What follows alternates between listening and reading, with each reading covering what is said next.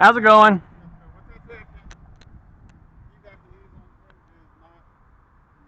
Condemned.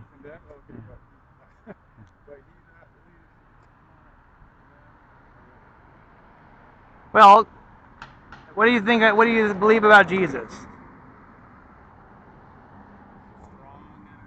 Strong energy. That's true. But remember, he made some claims that are so extreme.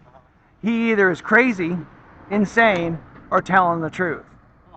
So you would want to think about why. You want to go ask yourself, why did he make these claims? Because he claimed to be God in the flesh, and the only difference to him and everybody else, he had power to prove it.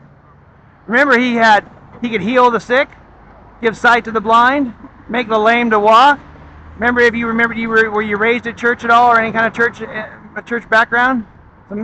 He actually, they were in the storm in the sea in a boat trying to row across, and he was sleeping, and they were going to get drowned. And the apostles were like, "Hey, we're going to drown." And he goes, "Why do you have such little faith?" And he got up and he goes, "Be still to the storm," and it stopped. And also remember, hey, God bless you. And also remember, he had power to cast out demons and raise people from the dead. So if he can do all that, and he made some major claims, you need to go ask yourself, is that true or not? He's either crazy, insane, or speaking the truth. And if you believe he's speaking the truth, then you're going to find him say, there's only one way to heaven. I am the way, the truth, and the life, and there's no way to the Father except through me. You believe we're here temporarily, or do you have a soul? Do you believe there's a God? Yeah. I believe that when you go to sleep, you're going into your other life. There's got to be more than this, right?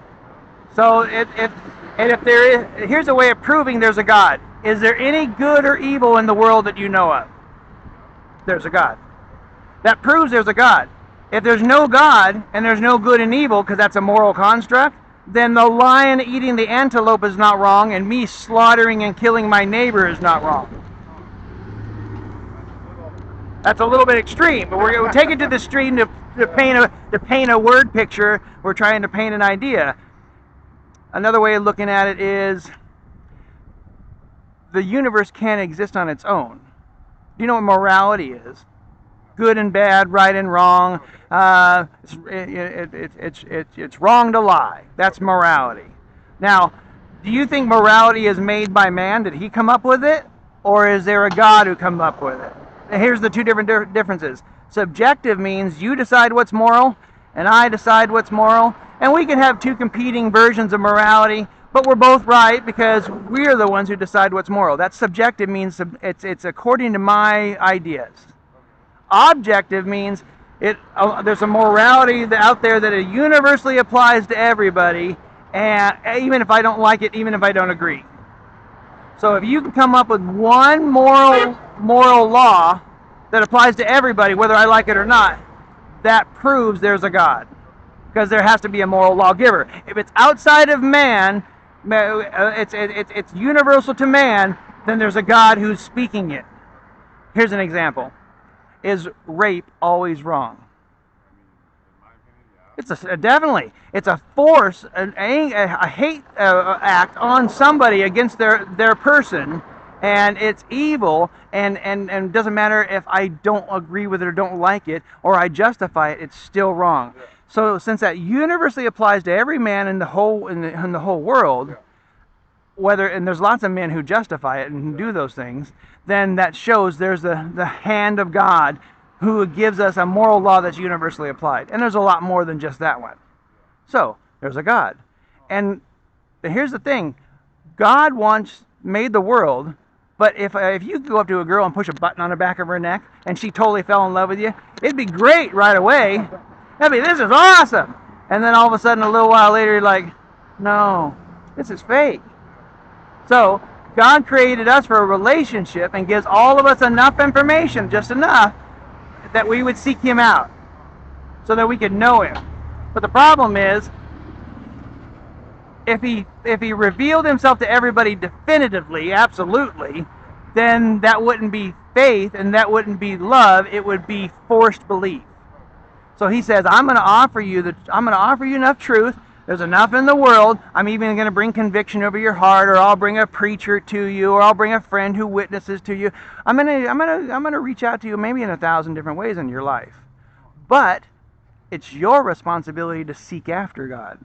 It's your responsibility to go, if this is true, I want to know you.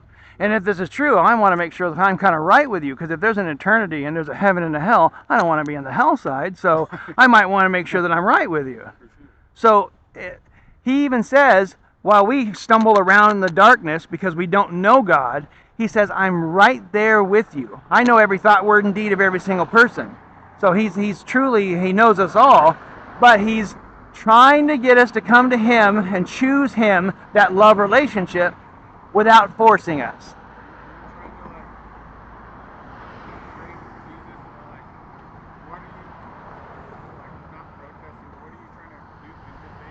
Well, everywhere we go, we proclaim Jesus in one way or another.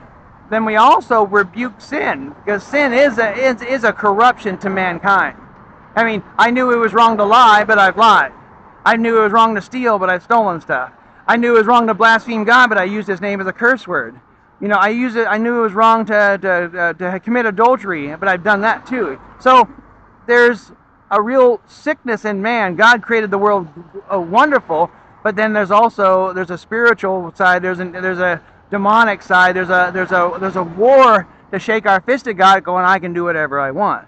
So we only come out because we want to do what we can to try to convict the conscience there's a God, and try to encourage that person to seek after him, because you've already are condemned to hell. You think he'll come down here again? He says he's coming back, okay, and he always going to keep his promises.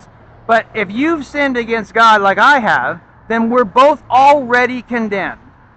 Okay, so my natural state, if I died today, would be I would get what I deserve, and what I deserve is hell. And God is so loving, while he's wrath and judgment and justice, he is also perfect love. And here's how he's perfect love, and you should know it. Let's say 10 years ago I murdered, and then after that I lived a perfect life. Well, the cops catch up to me in 10 years, and I'm so perfect. I'm like, yep, I totally did it. You know, I mean, I'm not gonna lie, I'm perfect. And so the cops, so they take me before the judge. And I go, Judge, I know I murdered 10 years ago, but I've lived a perfect life since. And the judge is going to go, good job. That's what you should have done. Okay? But then he goes, I'm still a just judge, you know? And he's looking at me, and all of a sudden this wash over me goes, oh, I'm in trouble. And all of a sudden I go, well, what do I got to do to get out of that murder? And then I start justifying myself. I go, how many good works do I got to do to get out of that murder? I could do good works the rest of my life. It won't bring that murder back. It won't change it. Then I go, well, how much money do I got to give to somebody to get out of that murder? Nope, there's no amount of money. No. So then all of a sudden you look at the judge and you go, you're right, Judge. I did it, and I knew it was wrong. And then you go, you know what, Judge? If you don't actually hold me accountable, that would make you a bad judge. And he goes, well, thank you for understanding my position, and thank you for understanding what I have to do. And all of a sudden you're just like, oh goodness, here it comes. And all of a sudden he lays down the gavel and judges you and sentences you to your punishment place. Now here's where God comes in, his love comes in. God says that as you're sitting there, hey buddy, how you doing? I'm well, thank you. Yeah. Not too bad. God bless you. God bless you. Yeah, nice to meet you. God bless you. Barry. Give your life to Jesus. That's all that matters. Barry. Barry, I'm Chad. Nice to meet you. Chad. Hey, give me 2 seconds, you'll love it. Okay. You need to turn that sign that way. Hold on. Hey, check it out. Check it out. It's 2 seconds. You'll love it. So as you're sitting there and he judges you, Jesus walks up and goes, I'm going to take the punishment for this one. And you're shocked. You're like, what are you talking about? And you look at Jesus and you go, I did the crime. I deserve the time. Why would you want to take my punishment? And the God in flesh says, love. God loves you. And he paid for your sin on the cross. Your criminal record, your big old pile of sins that you've got on your record, he's willing to erase them. And the only way you can get them expunged is if you serve your punishment. And the other way is for you. Jesus paid for it. You got a Bible at home? Somewhere, yeah. You can go by any church, grab a Bible, they'll I give it to you have- for free, I take it have home. A $64,000 question. What? If you were to die today, would you go to heaven or I'd say I've done pretty good. I'd go to heaven. I hope so. Okay, let's do the good person test for you, right? Take a test. Have you ever lied? Yeah. How many times? Lots, right? you You've have lied. siblings? You've lied. Yeah. Did you ever get angry at a sibling? Let's finish the good person test. Siblings. If that's kids or Brothers and sisters. He's working towards the 10 Commandments. Right. Oh, okay. That guy. So, if you've lied, so what's that make you? Sam. What do you call somebody who's lied? A liar. So what are you? Liar. Right. Have you ever taken anything that's not yours, regardless of the value? Yep. Okay. What do you call somebody who steals things? Thief. Correct. What are you? Thief. No, you're lying. You're a liar and a thief. Liar and a thief. Have you ever used God's name in vain? Yes. Okay. That's called blasphemy. Do you love your mother? Yep. Okay. Would you ever use her name as a cuss word? Probably not. Probably not. Why wouldn't you? You love her. Oh, Yeah. that's tricky. Yeah. Yeah. So what you're doing is when you use God's name as a cuss word, you don't love him. Huh. Okay. And so you blaspheme. In the Old Testament, blasphemy of God was worthy of death. Oh, wow. Yeah. Have you ever had lusted after somebody? Yep. We're all warm-blooded men. Okay, well, God says if you look at a woman with lust in your heart, you've already committed adultery with her in your heart. Oh, wow. Yes. So the only confines for good sexual contact is between you and your wife. That's the covenant that God made. That's where you have safe, good, normal, non-perverted sex. So you gotta be married? You gotta be married. Huh. And yet we've all violated that. So I've only told you 4 of the 10 commandments, and you've admitted to being a liar, a thief, a blasphemer, an adulterer, maybe a fornicator if you had sex outside of marriage at any point in your life. Never been married. But you've had sex outside of marriage. You mean you've had sex, and you've not been married, right? That's a fornicator. Adulterer is one where I've had sex and I'm cheating around on my wife. Married. Yeah. So all of a sudden, wait a minute, I am kind of convicted. So if God was loving enough and came and applied the law to you, do you think if he came today and he judged you that you'd go to heaven or hell?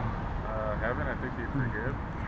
Well, where does that forgiveness come from? Just because he universally applies it to everybody, or because they come seeking forgiveness? If it's universally applied, Hitler goes to heaven and there's no problem. All the wicked, a pedophile goes to heaven, and somebody who's continuing in gross evil gets to go to heaven. So it doesn't apply to everybody. Okay, yeah. Jesus paid for all the sin on the world, but it only applies when I come to him and said, I need help and I need forgiveness. You're the one who pays for forgiveness, and I need your forgiveness to apply to me. So it only applies to those who come to Jesus for forgiveness, not because they're going after Islam or they're going after Mormonism or they're going after a false religion, but because they come to the one true God who had power from on high to shape creation and who said, I am the way. If you got a Bible, go get one and do yourself a favor and start reading in John. All right, man. God bless you. It's nice to meet you. Aaron? Aaron, Chad. Chad, nice to meet you. Yeah, have a good day. Easy, man.